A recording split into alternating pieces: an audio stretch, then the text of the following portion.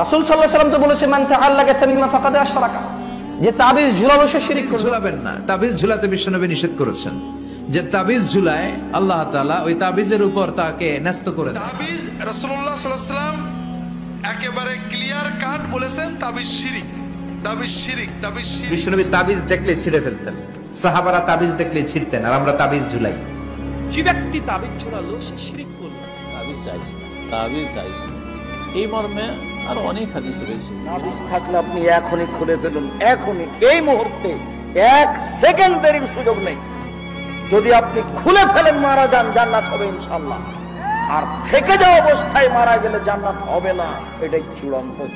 রাসূল সাল্লাল্লাহু আলাইহি ওয়াসাল্লাম তো বলেছে মান তাআল্লাকা তামিমা ফাকাদ আশরাকা, যে তাবিজ ঝুলালো সে শিরক করবে। ঝুলাবেন না, তাবিজ ঝুলাতে বিশ্বনবী নিষেধ করেছেন। যে তাবিজ ঝুলায় আল্লাহ তাআলা ওই তাবিজের উপর তাকে ন্যস্ত করে দেন। তাবিজ রাসূলুল্লাহ সাল্লাল্লাহু আলাইহি ওয়াসাল্লাম